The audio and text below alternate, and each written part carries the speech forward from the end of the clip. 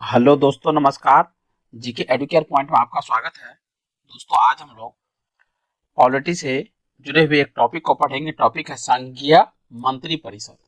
चलिए, इनसे जुड़े हुए जो ऑब्जेक्टिव प्रश्न दिए गए हैं उन सभी प्रश्नों को एक एक करके देखते हैं।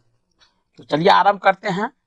पहला प्रश्न है, यथार्थ में कार्यपालिका की समस्त सत्ता निम्नलिखित में से किसमें निहित होती है? तो पहला का जो सही उत्तर है वह है ऑप्शन ए, यानी मंत्री परिषद में। नेक्स्ट है, भारत के केंद्रीय मंत्री परिषद की बैठक की अध्यक्षता करते हैं। तो दूसरा का सही उत्तर है ऑप्शन सी, यानी केंद्रीय मंत्री परिषद की जो बैठक होती है उसकी अध्यक्षता प्रधानमंत्री के द्वारा किया जाता है। नेक्स्ट है, मंत्री परिषद निम्नलिखित में से किसके प्रसाद प्रयत्न पदासीन रहता है?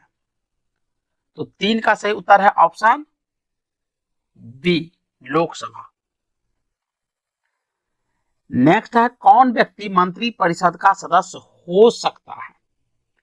तो 4 का जो सही उत्तर है वह है ऑप्शन सी, संसद का सदस्य। नेक्स्ट है, क्या राज्यसभा में मनोनीत व्यक्ति मंत्री परिषद का सदस्य बन सकता है?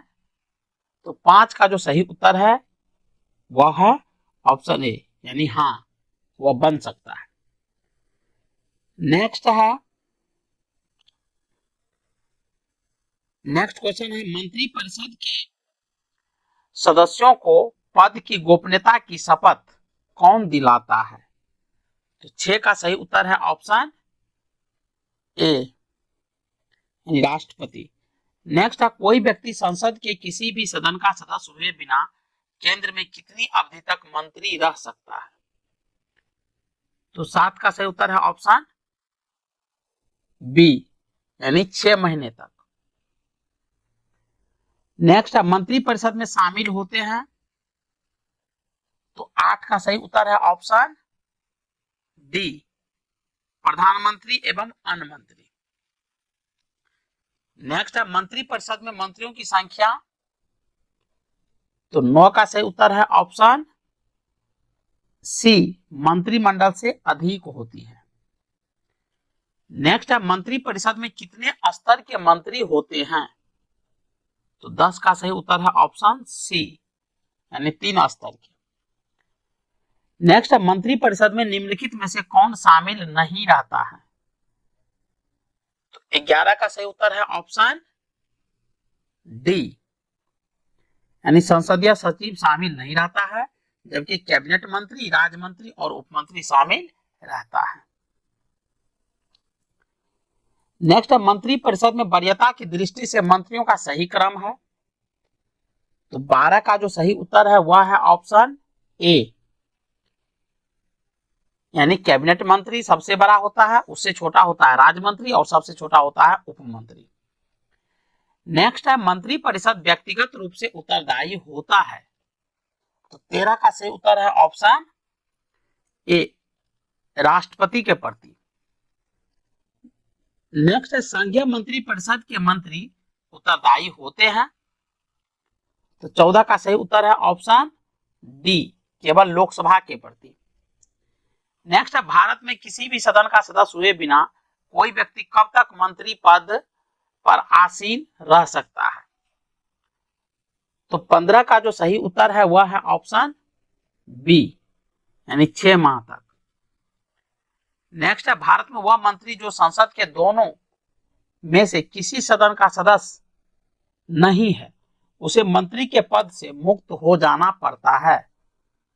तो 16 का सही उत्तर है ऑप्शन ए, 6 मास बाद, यानी 6 महीने बाद।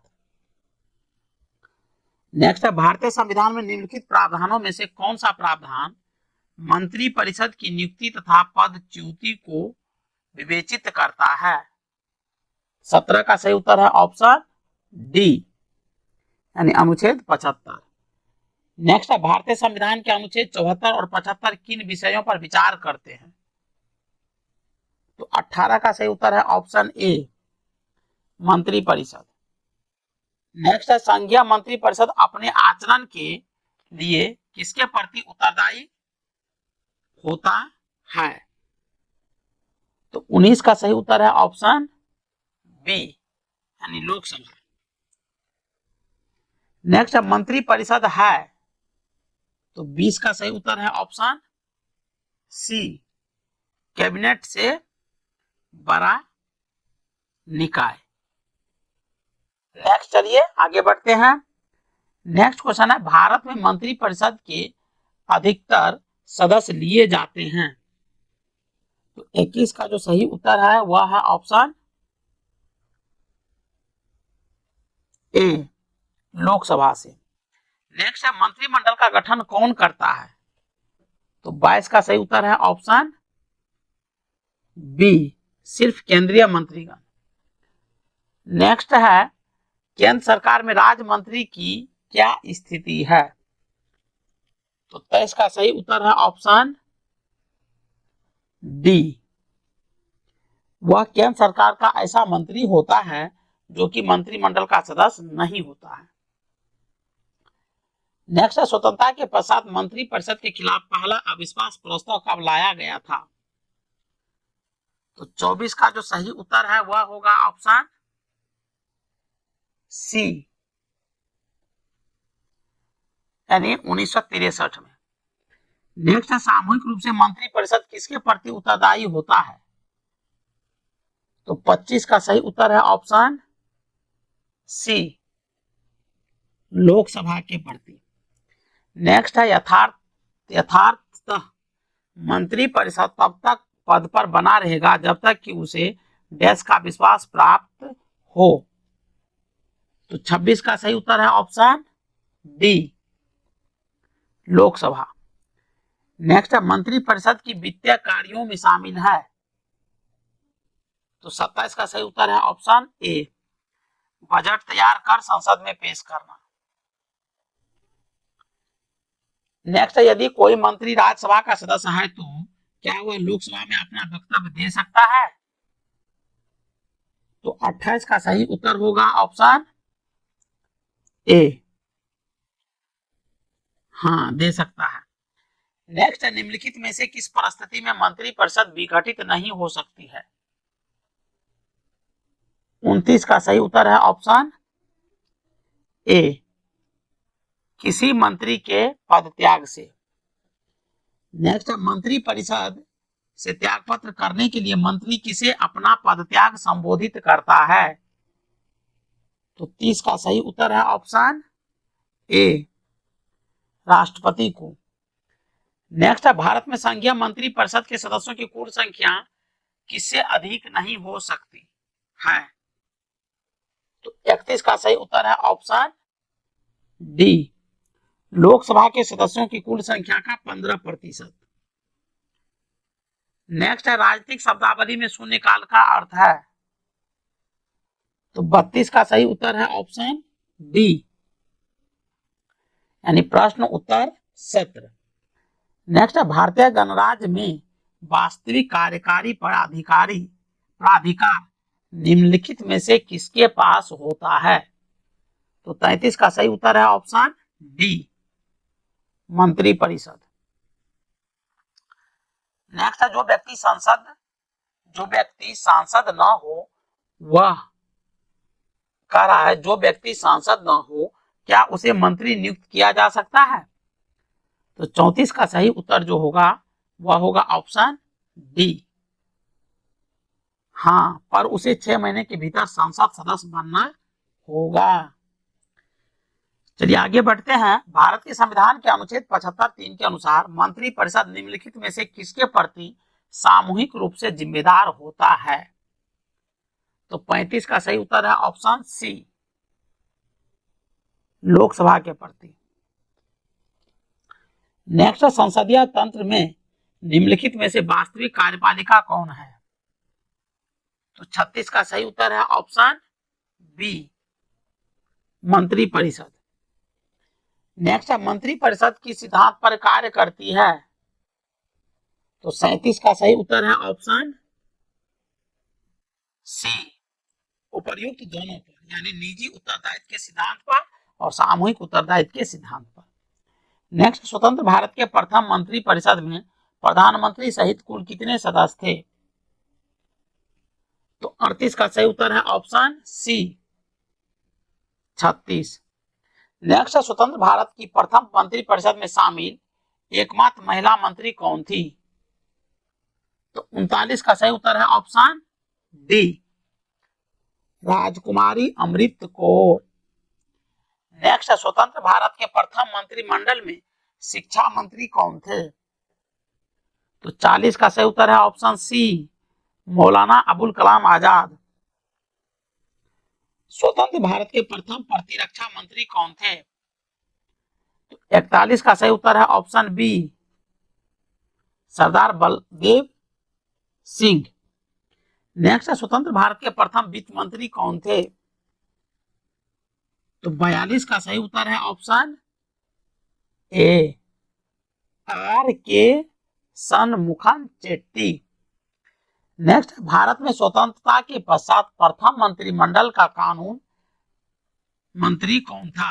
यानी कह रहा है कि भारत में स्वतंत्रता के पश्चात यानी बाद प्रथम मंत्रिमंडल का कानून मंत्री कौन था? तो 43 का सही उत्तर है option D B R Ambedkar.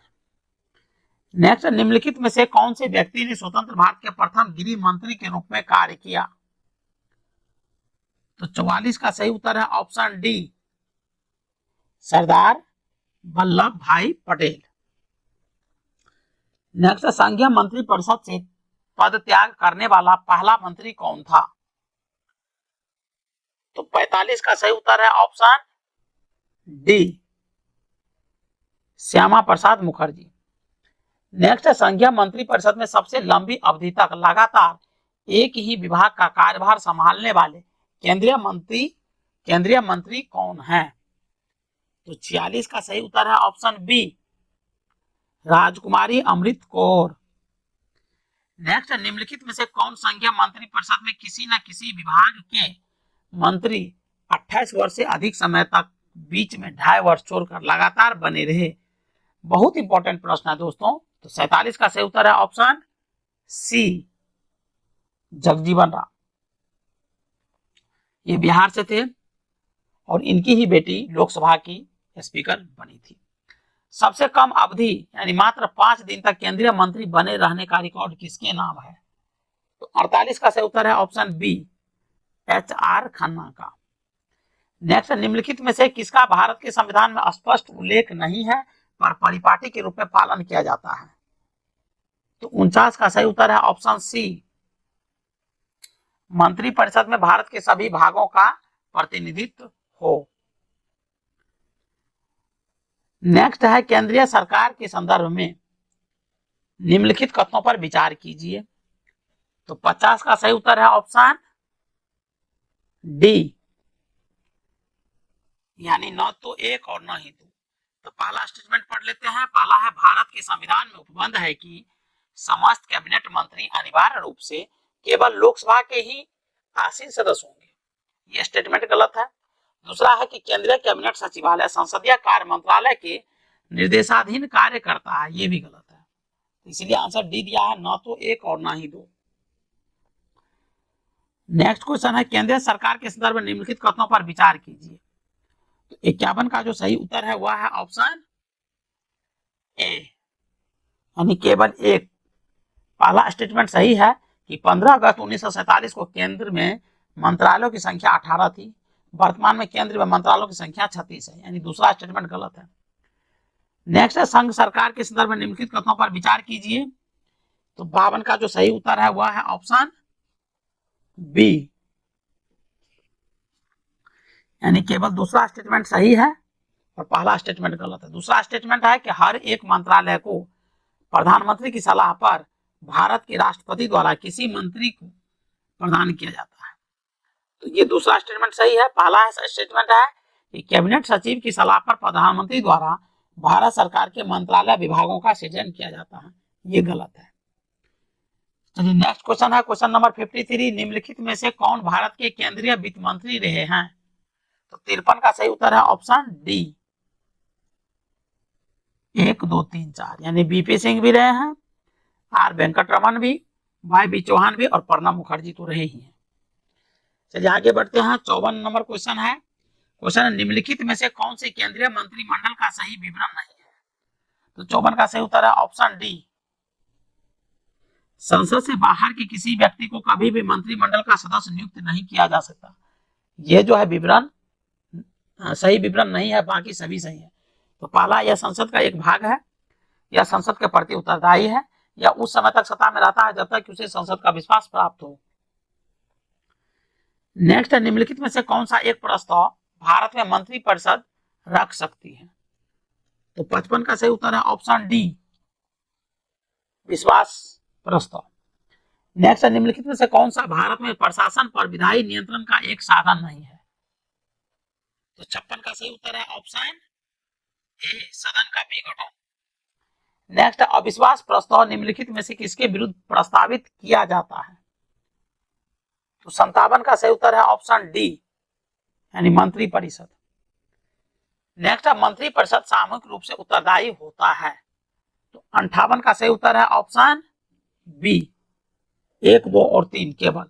तो पहला स्टेटमेंट है लोकसभा के प्रति, दूसरा है एक संवैधानिक बाध्यता के अंतर्गत, और तीसरा है अनुच्छेद 75 3 के अनुसार, और चौथा स्टेटमेंट गलत है।